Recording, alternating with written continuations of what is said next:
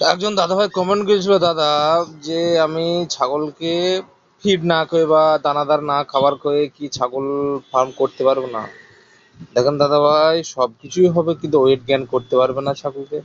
কারণ ছাগলের একটা ওয়েট গেইন যদি মাংস বা ওয়েট গেইন যদি ঠিক না করতে পারো, ছাগল চড়িয়ে করাটা খুব রিস্ক। আর সবসময় চড়ানো, তার পেছনে সারাদিন একটা মানুষ মাঠে ঘুরে ঘুরে ঘুরে হয়ে যাবে। তোমার দুটো ছাগল থাকলে তোমার যেরকম মেনটেন্স খরচা, আমার তো কিছু খরচ হয় না, তেমন যখন আমার 40-50টা হয়ে যাবে, তার সাথে ওই দুটোর সাথে তুলনা করলে হবে না। কারণ তোমার যখন দুটো হবে তার পরিচর্যা আলাদা হবে, আর 50টা হলে পরিচর্যা তার একটা আলাদা হবে। তাই বলছি, কেউ যদি ভাবো যে আমি শুধু ছাগল চড়িয়েই ফার্ম করব, সেরকম উপযুক্ত জায়গা দরকার। বড় জায়গা হয়তো 2-5 বিঘি পড়ে আছে, ঝোড় জঙ্গল, হয়তো সে করতে পারবে। তার পেছনে একটা লোক 24 ঘন্টা দরকার। না করার কিছু নাই, কিন্তু করাটা খুবই রিস্ক, টাফ।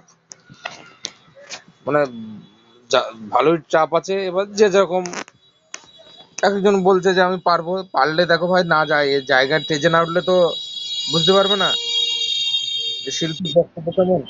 শিল্পী বক্তব্য যখন টেজে উঠবে সেদিনই বুঝতে পারবে যে টেজে ওঠা কতটা ঠেলা। কারণ যে যা জায়গা থাকে সে যা জায়গায় মর্ম বুঝে।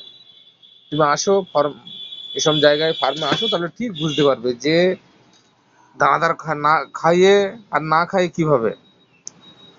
আর মাস্ট, যেরকম শুধু দানাদার নয়, এর তো পুরো মাল্টিভিটামিন লাগে, ভিটামিন লাগবে। মাসে মাসে আপনাকে কৃমিনাশক করতে হবে। কৃমিনাশক না করতে হলে ফার্ম টিকাতে পারবে না, আপনার ফার্ম বরবাদ হয়ে যাবে। আপনার প্রথম যখন বাচ্চা হবে, 21 দিনের প্রথম প্রথম ডোজ, তারপর প্রত্যেক 1 মাস অন্তর 6 মাস চালাতে হবে আপনাকে।